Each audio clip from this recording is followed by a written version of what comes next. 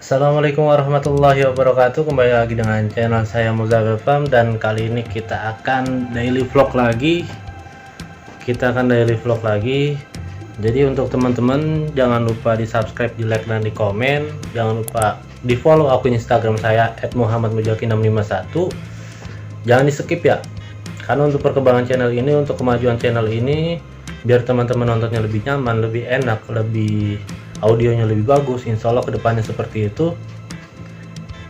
Jadi daily vlog kali ini kita akan ngebahas, sebenarnya pengen ngejelasin tentang lebih detail koloni beda sangkar itu seperti apa, karena banyak yang komen itu masih belum paham tentang pelarasan, tentang penjemuran dan lain-lain. Dan di sini saya akan ngasih tahu semuanya untuk teman-teman biar lebih paham. Jadi begini teman-teman, yang teman-teman harus perhatikan, yang harus teman-teman pahamin begini.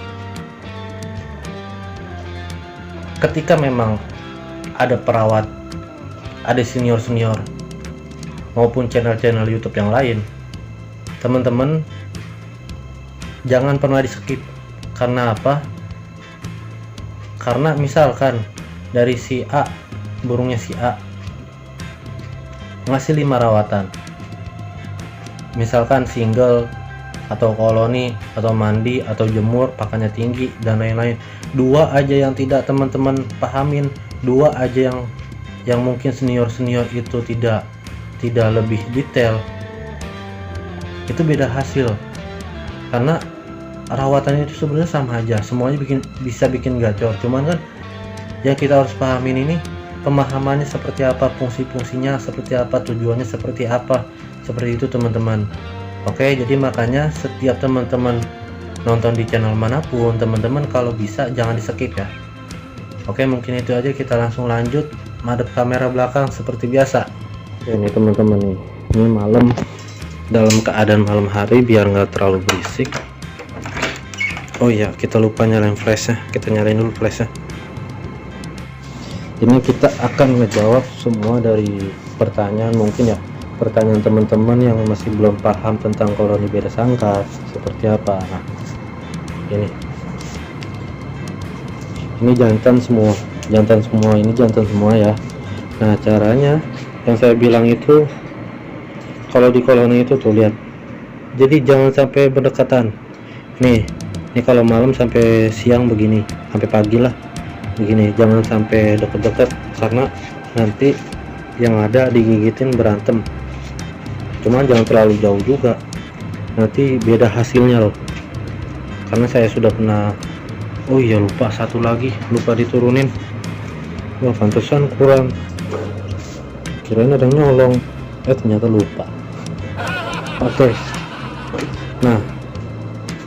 Nah oke, kita lanjut.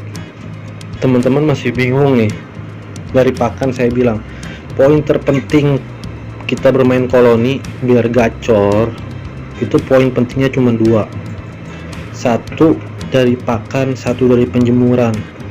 Pakan itu teman-teman harus raba, jadi kita nggak usah bingung soal pakan kenceng, ini kenceng segala macam, karena tujuan koloni itu, fungsinya koloni itu pasti birahi. Karena yang namanya numpuk begini pasti birahi, pasti hasilnya awal-awal ngeriwik, itu tanda birahi. Makanya saya bilang harus pakan diperhatikan seperti itu teman-teman, dan penjemuran juga harus diperhatikan. Kenapa saya bilang setiap jantan atau setiap betina itu ada 3, 1 koloni, kedua single total, ketiga itu cabut pasang. Oke, kita sekarang ngomongin koloni dulu ya kan. Kita ngomongin koloni dulu nih, semuanya kita nggak pernah maksa. Itu ini milad putih, ini 1:1. Nah, ini milad putih.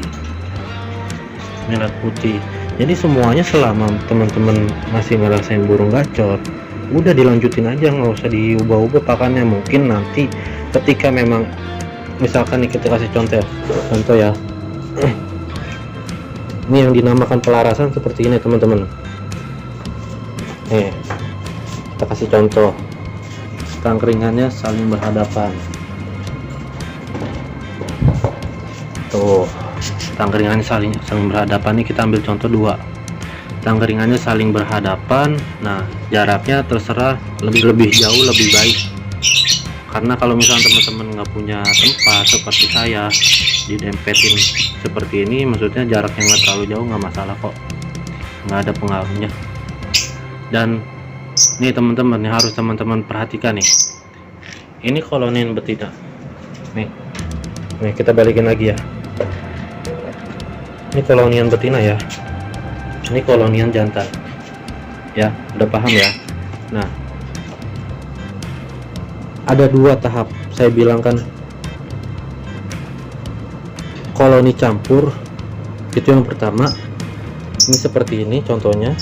Ada juga yang kedua, itu koloni jantan semua, dan itu fungsinya sama tujuannya beda.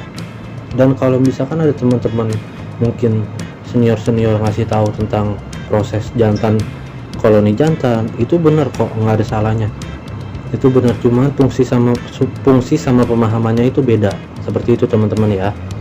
Dan untuk pelarasan nih, pelarasan misalkan jantan, ketika pagi kan koloni seperti ini, pelarasan itu terserah teman-teman, pelarasan itu cukup 1 jam, karena semakin lama di koloni itu semakin matang, semakin lama di koloni dia semakin jadi, seperti itu contohnya. Cuman yang saya bilang, ulang lagi, yang harus dipahamin itu dua, pakan sama penjemuran, birahi sama emosi. Birahi itu pakan, emosi itu penjemuran, kita naikinnya. Nah kita gimana caranya ini dua ini harus seimbang biar gacor itu teman-teman. Jadi jangan semuanya rata aja kita kasih pakan kenceng, bukan seperti itu konsepnya teman-teman. Oke, nah untuk pelarasan itu saya bilang itu 1 jam, yang saya bilang nih berhadapan kayak gini contoh lah yang ini ya. Dan ini kalau misalkan bedanya pelarasan betina sama jantan, bedanya seperti ini teman-teman. Ketika memang jantan lagi dilaras, ini kalau bisa jantan semua yang dilaras. Kalau ada betinanya nggak apa-apa, tapi di pojok-pojokan aja, jangan pernah diselipin betina. Bukannya nggak apa-apa sih sebenarnya, nggak apa-apa, cuman fungsinya itu kan kita ketika laras itu tujuan kita untuk menaikkan emosi, seperti itu teman-teman. Jadi udah paham kan kenapa saya bilang kolonian itu ada dua, kolonian jantan, kolonian campur.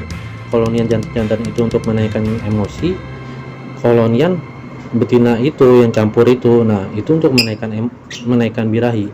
Kenapa saya lebih pakainya itu kolonian campur? Pertama, waktunya tidak tersita. Kedua, ini semuanya bisa gacor, mau jantan mau betina juga bisa gacor, seperti itu teman-teman.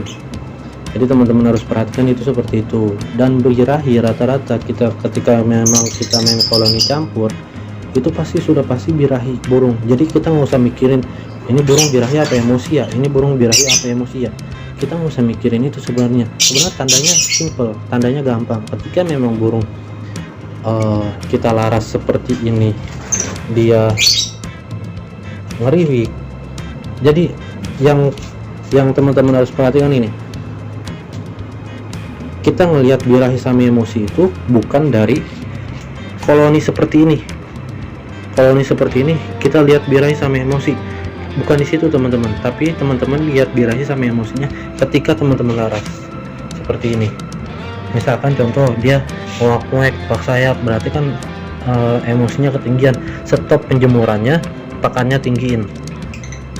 Dan ini misalkan jantan nih, contoh nih jantan, dan ini keseringan ngeriwik, pakannya rendahin atau 1:1 atau polosin nggak apa-apa. Penjemurannya diwajibin, dikonsistenin, dan pasti ada perubahan di tiap minggunya, di tiap bulannya. Misalkan ini dari yang tadi saya bilang awalnya ngepak sayap, ngoak-ngoak segala macam, pasti ketika memang birahi sama emosinya sudah seimbang, kita pakan kencengin, terus penjemuran kita polosin, otomatis kan yang terjadi ini burung ini gacor ya. Kalau misalkan kita nggak ngeraba lagi, pasti sebulan kemudian kebalik, pasti ini bisa jadi birahi. Makanya di situ teman-teman harus perhatikan, pinter-pinter main birahi sama emosi itu seperti itu. Sebenarnya cuma simpel seperti itu. Jadi teman-teman bisa ngerasain burung satu bunyi semuanya ikut bunyi itu teman-teman. Nah, ini ada nanya juga pakai EF apa enggak. Saya jujur aja tidak pernah pakai EF, tidak pernah pakai EF sama sekali. Sebenarnya ini betina-betina kayak gini seharusnya agak saya deketin. Teman-teman bisa taruh di sini betinanya, bisa taruh di sini, bisa taruh di pojok misalkan, itu nggak masalah. Kenapa saya begini? Kenapa saya betinanya saya jajarin di sini? Karena memang ini kolonian jantan itu udah cukup lama. Kalau misalkan kita ditambah betina, itu nanti ada perubahan lagi. Makanya saya koloni sama betina juga, tapi agak dijauhin dikit. Mungkin itu aja teman-teman. Kalau misalkan teman-teman ada yang mau tanya atau kurang paham dari penjelasan saya, teman-teman bisa komen aja, nanti insya Allah pasti saya bales. Jadi jangan takut nggak dibalas, nggak apa-apa kok, tanya aja pasti saya bales. Oke, mungkin itu aja. Assalamualaikum warahmatullahi wabarakatuh.